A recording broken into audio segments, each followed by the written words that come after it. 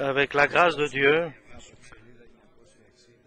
nous allons lire le premier chapitre des Actes des Apôtres.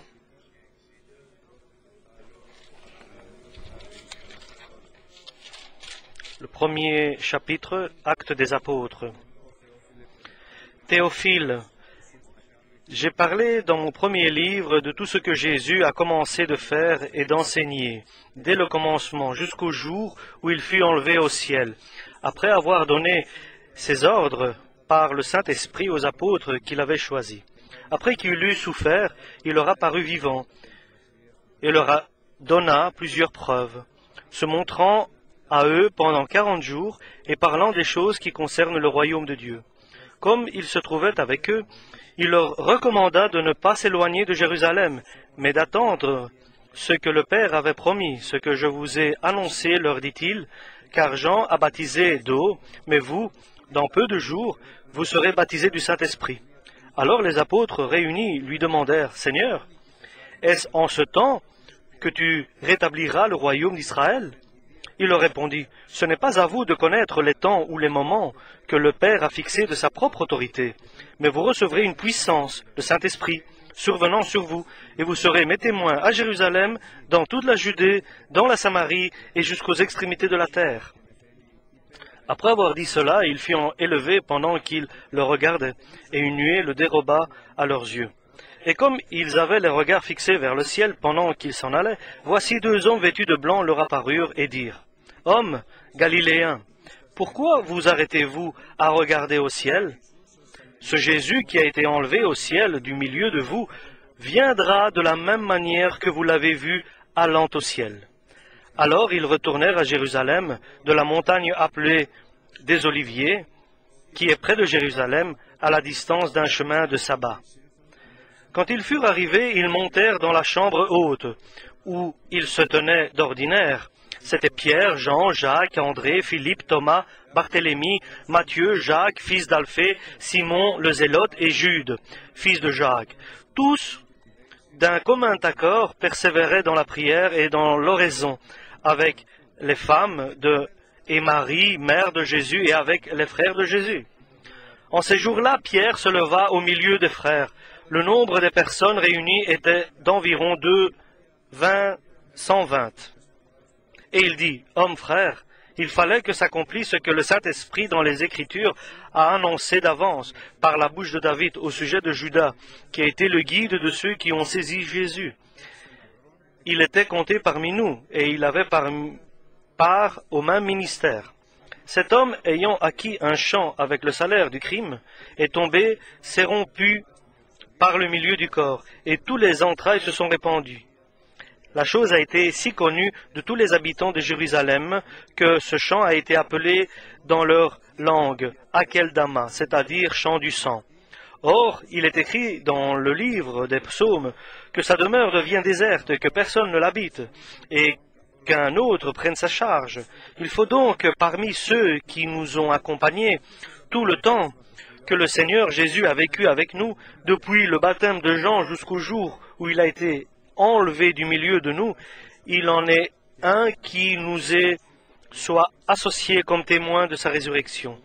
Ils en présentèrent deux, Joseph appelé Barsabas, surnommé Justus, et Matthias. Puis ils firent cette prière, « Seigneur, toi qui connais le cœur de tous, désigne lequel de ces deux tu as choisi afin qu'il ait part au ministère et à cet apostolat que Judas a abandonné pour aller à son lieu. » Ils tirèrent au sort, et le sort tomba sur Matthias, qui fut associé aux autres 11 apôtres. Amen.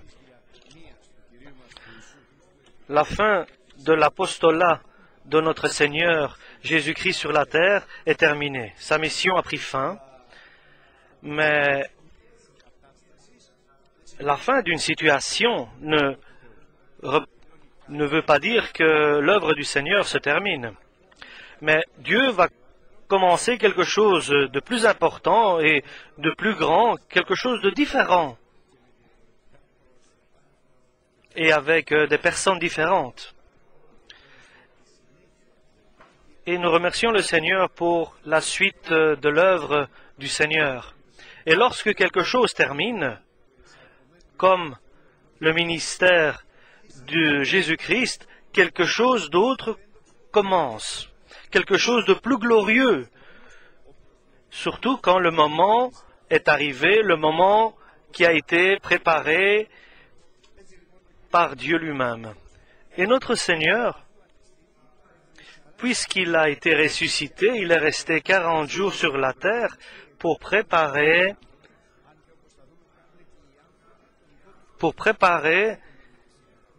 et c'est le message d'aujourd'hui, que notre part à nous doit être préparée.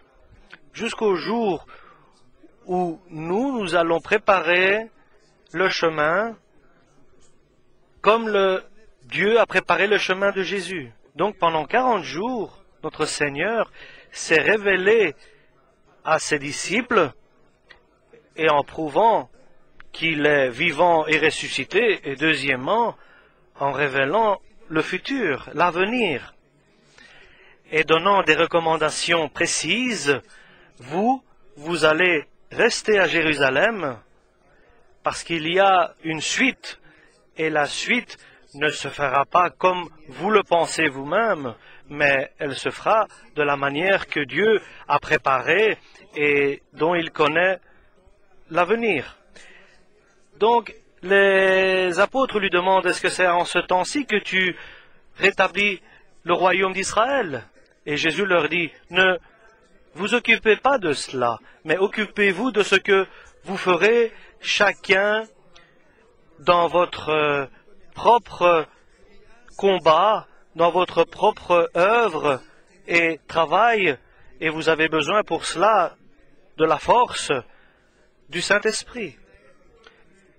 Et cette force ne peut pas venir du Saint-Esprit seulement dans Jérusalem, dans l'Église. Restez donc à Jérusalem et attendez de recevoir la promesse du Père.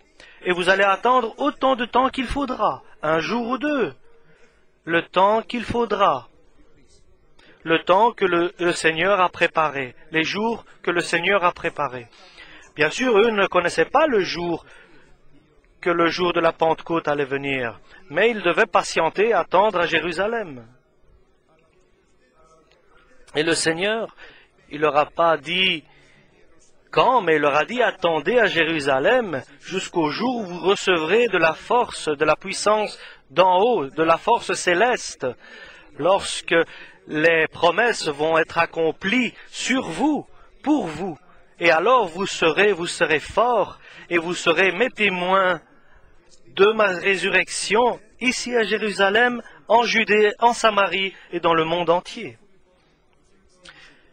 Puisqu'il leur a expliqué tout cela, et l'important c'est que le Seigneur nous explique et que nous ayons des oreilles pour entendre ce que le Seigneur nous explique et que nous ayons un cœur qui comprenne ce que le Seigneur veut nous dire et nous explique, et que nous attendions avec patience ce que le Seigneur va accomplir. Donc, lorsque le Seigneur a accompli toute son œuvre, et tous ceux qui avaient des oreilles qui ont entendu, il y avait 500 personnes et plus qui ont entendu cette parole. Nous savons que l'enlèvement de notre Seigneur, son élévation vers le ciel, ceux qui étaient là ont entendu ces paroles que le Seigneur a dit, attendez à Jérusalem et attendez. Et ceux qui avaient la patience et qui attendaient, de ces 500 personnes et plus qui étaient là, lorsqu'ils ont vu le Seigneur Jésus-Christ s'élever au ciel, partir vers les nuées, vers les nuages, leur cœur ne s'est pas rempli de peine ou de tristesse parce qu'il y avait deux anges qui étaient là et qui les a consolés, qui les ont consolés, qui leur disaient de la manière dont vous avez vu partir Jésus, de la même manière il reviendra. Et de ces 500 et plus, ça c'est l'Église de Jésus-Christ.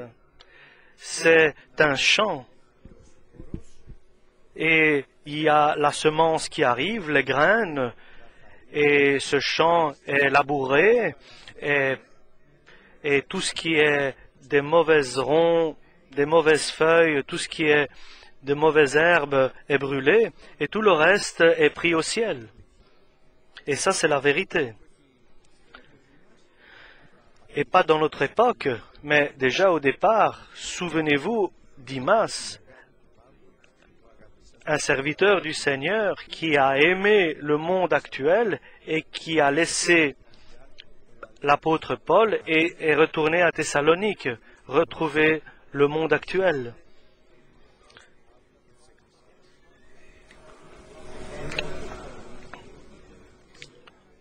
L'Église est un champ. Comme avant, les personnes prenaient une pelle, ils jetaient vers le ciel, dans l'air, pour que la graine retombe et que les feuilles et que ce qui était autour s'en aille avec le vent. C'était la séparation du blé et de ce qui l'entourait.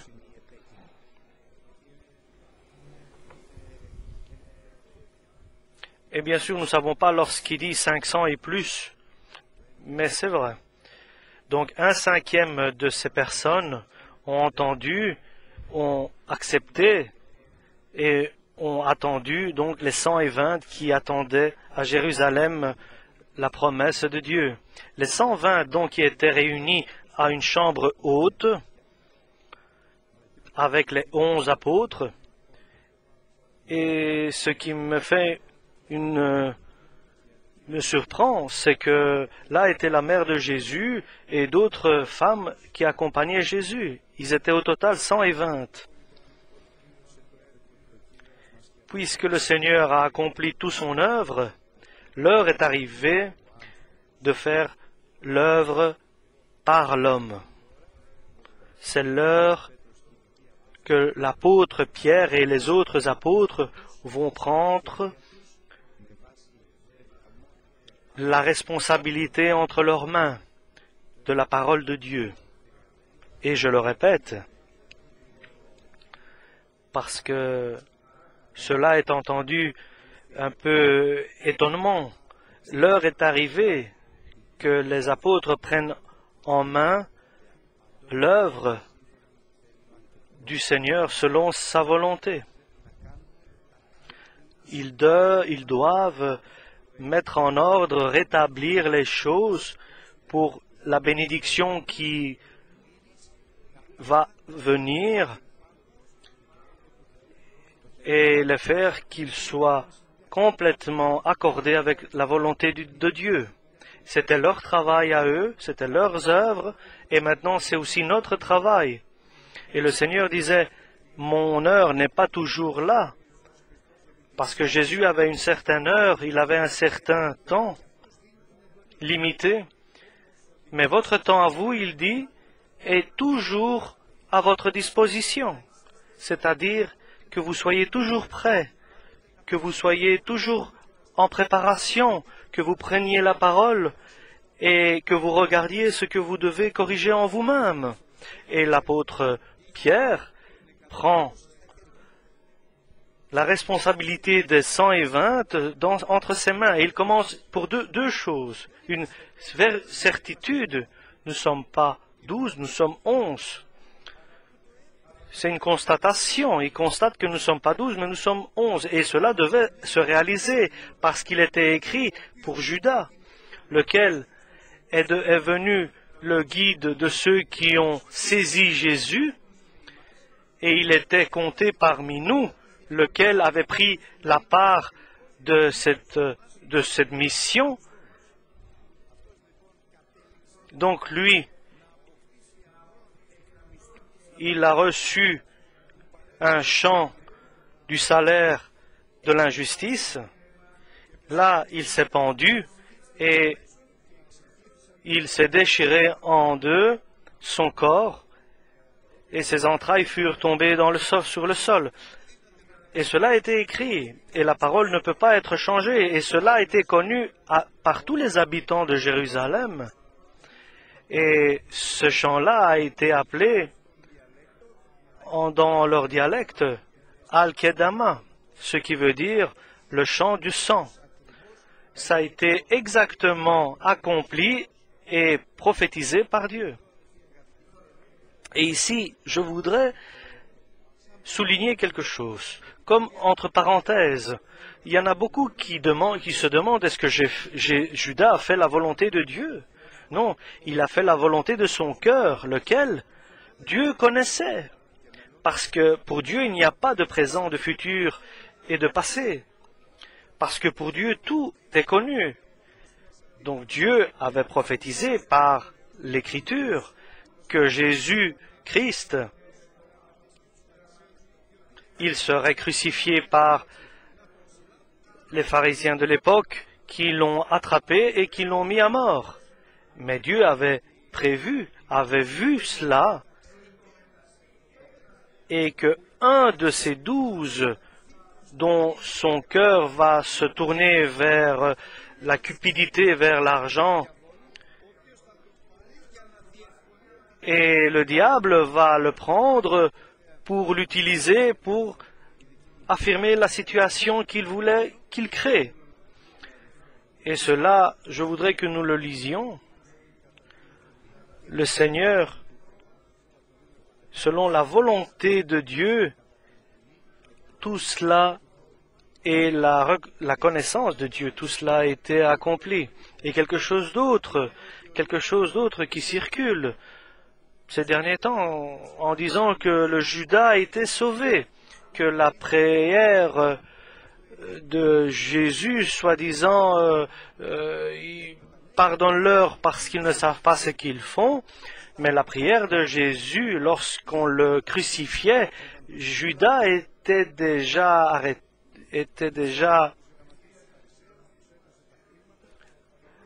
il avait déjà redonné l'argent, et eux n'ont pas accepté le retour de l'argent de Judas, et que le sang de cet homme soit sur toi, et de cet argent a été acheté ce champ,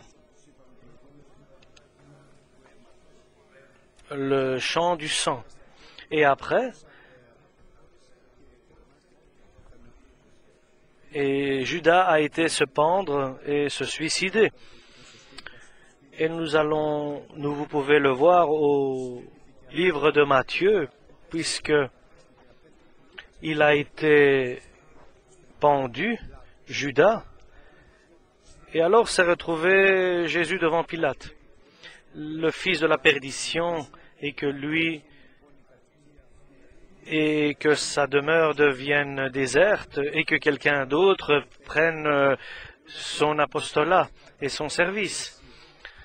Donc Judas n'a pas livré Jésus par la volonté de Dieu. C'était un enfant de la perdition, comme nous dit l'Écriture, qui a été emmené de ce monde-ci dans cette place unique qu'il avait, la place de l'apôtre. Il a été envoyé dans l'enfer, un homme qui n'a pas gardé sa responsabilité, qui était devenu quelqu'un qui a pris le côté de diable. Et l'Écriture nous explique pourquoi tout cela a été fait. Comment Judas est arrivé à livrer Jésus-Christ? Mais comme nous avons dit au début, Pierre a pris entre ses mains la responsabilité de continuer l'œuvre du Seigneur. Maintenant, nous ne devons pas rester 11, mais selon la parole de Dieu, nous devons couvrir et cette place qui était libre et la remplacer, et que quelqu'un d'autre prenne le service auquel Judas n'a pas été capable d'accomplir. Ils ont accompli cela pour qu'ils soient en concordance avec la parole. Et dans notre vie, si nous faisons quelque chose qui n'est pas en concordance avec la parole de Dieu, nous devons rétablir les choses pour que nous soyons en harmonie avec la parole de Dieu et de ce qui est écrit à l'intérieur. Ce que nous pouvons faire nous-mêmes pour être en harmonie avec la parole de Dieu, nous sommes obligés de le réaliser, de le faire. Si nous ne pouvons pas le faire, c'est Jésus qui va le faire. Et ici, Dieu, ce que les hommes ne pouvaient pas accomplir, c'est Dieu qui accomplissait. Mais ils ne peuvent pas, les hommes, rester en dehors de la volonté de Dieu. Et ils attendaient le pas de bénédiction supérieure en plus qui devait arriver. Puisque nous attendons la vie éternelle, le royaume du ciel, l'enlèvement de l'Église, puisque nous savons que la fin de toute chose est proche, puisque nous savons que par l'enlèvement de l'Église, ou bien avec notre départ personnel vers Dieu, pour arriver devant le visage de Jésus, et encore, puisque nous savons que nous avons devant nous une vie de laquelle nous attendons certaines interventions de Seigneur et une certaine correction dans notre vie, et cela peut s'appeler notre famille, notre travail, je parle de ce qui est terrestre, parce que nous attendons la visite de notre Seigneur, nous demandons son visage, sa présence. Il est indispensable que maintenant et toujours, avec patience, d'attendre la visite et la présence de notre Seigneur, nous nous préparions notre vie, notre personnalité, notre alentour, notre proche famille, et dans le pouvoir de chacun, en mettant les choses, en rétablissant les choses comme il faut, et en faisant des corrections dans notre vie pour que nous soyons prêts. Parce que l'heure du Seigneur, lorsqu'elle viendra, elle ne sera pas pour nous. Que le Seigneur nous garde. L'heure du Seigneur viendra, mais l'heure viendra, cette heure viendra pour ceux qui sont prêts, ceux qui seront prêts. Et le temps pour nous, je le ressens pour moi, que le temps est craint. Et nous devons avoir de la crainte pour le temps qui va arriver, parce que nous devons rester éveillés et prier pour que nous ne tombions pas dans la tentation. Et autant que le temps passe et les époques, l'heure du Seigneur devient plus proche, et les choses deviendront de plus en plus difficiles, et les choses deviendront même incontournables. On ne pourra pas les contourner. Pour le prochain pas et le prochain jour qui arrive devant nous, il est important pour que nous nous préparions à chaque moment pour le pas suivant de notre Seigneur, pour qu'il nous trouve prêts. Celui qui n'est pas prêt, qui est celui qui n'est pas prêt? Il a perdu le train. Celui qui n'a pas de ticket, celui qui veut voyager avec un avion, mais il n'a pas réglé ses papiers, ses documents d'identité. Tu ne pourras pas voyager, tu ne pourras pas faire le pas supérieur, le pas suivant. Et attention que nous ne perdions pas les pas suivants. Et si nous perdons un stade dans l'œuvre du Seigneur qui a une suite, quelqu'un pourrait dire, c'est pas grave, je vais continuer à partir de maintenant. Mais il y a des situations où il n'y a pas de suite. Comme nous avons commencé, nous continuons, parce que dans toute chose, il y a une fin. Même dans la patience de Dieu, il y a une fin. Et dans l'œuvre du Seigneur, il y a aussi une fin. Et même dans la patience de notre Seigneur, dans l'attente du Seigneur, il y a une fin. Donc, une éducation impérative, c'est que nous nous préparions pour le pas suivant, pour que lorsque la fin arrive, le Seigneur nous trouve préparés et parfaits. Et Pierre et les apôtres, ensemble avec une même voix, et faites attention, les apôtres et les disciples, la mère de Jésus ne prend pas part. Maria de Magdala ne prennent pas part dans la responsabilité du travail dans l'œuvre de l'Église.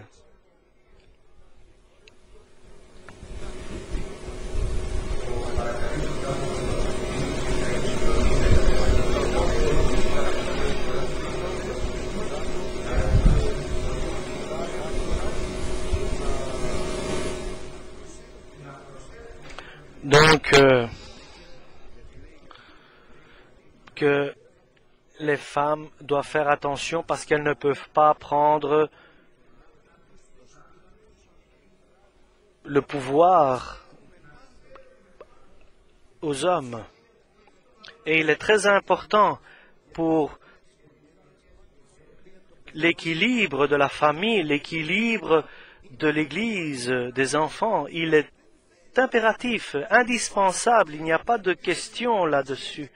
Les apôtres n'ont pas été demandés à la mère de Jésus « Qu'est-ce que tu en penses » ou « Que penses-tu de cela ?» mais ils ont pris la parole de Dieu entre leurs mains et ils ont avancé. Et les sœurs ont dit « Amin ». Ils ont dit « Certainement » et ils n'ont apporté aucune contradiction. Et les femmes doivent se soumettre totalement à leur mari comme au Seigneur. Et s'ils ont quelque chose à demander, ils le demandent à leur mari à la maison. Et personne ne peut entrer entre le mari et la femme. Et personne ne peut rentrer dans la décision du mari parce que celui qui est au-dessus du mari, c'est Jésus. Et parce que celui qui est au-dessus de Jésus, c'est le Père. Et Dieu, c'est un Dieu que tout soit en ordre et que tout soit bien rangé et qu'il n'y a pas un désordre et que la volonté de Dieu s'accomplisse. Et la femme est une personne très importante dans l'œuvre du Seigneur, dans la famille, pour son mari. Mais elle n'est pas dans l'administration de l'Église. Si l'homme ne peut pas gouverner sa propre famille, sa propre maison, il ne peut pas devenir responsable d'une Église. C'est pour ça qu'il faut mettre les choses à leur place. Comment nous allons rétablir les choses pour les 12? Et il regarde d'abord que fera-t-il le 12e qui va prendre la place de Judas?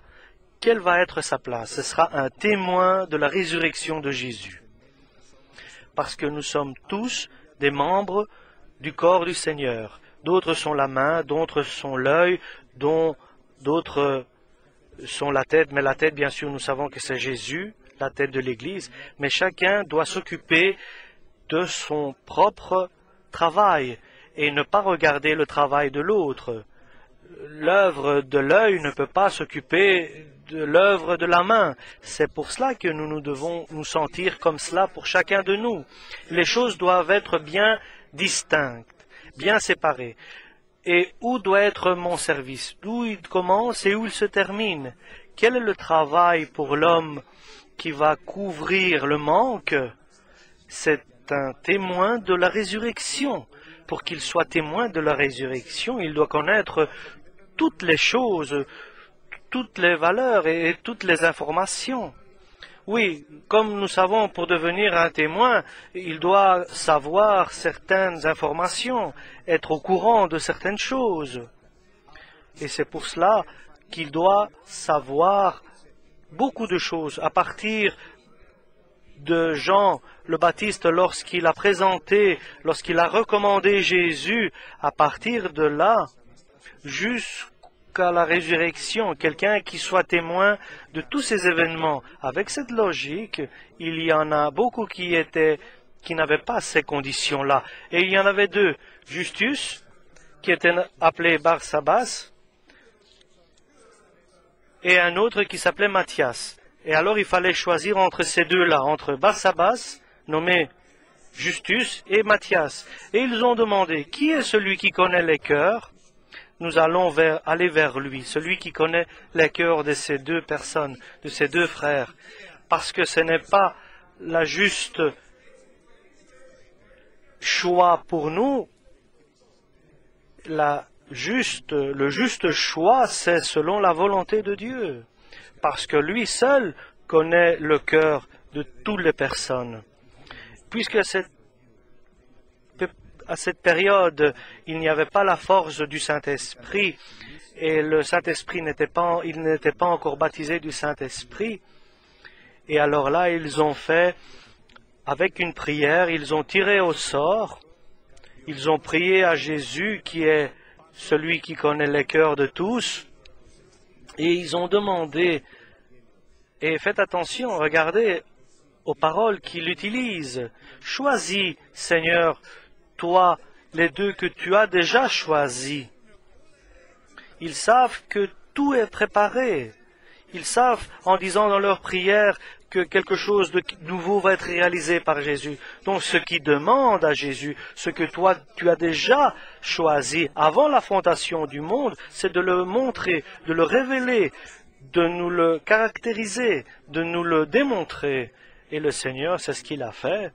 Donc, Matthieu a été révélé qui devait prendre le service de celui qui était tombé, donc Judas.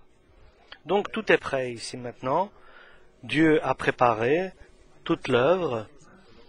Jésus a préparé par sa parole toutes choses. Et les frères, les apôtres aussi ont préparé suivant la volonté de Dieu et avec le choix de Dieu.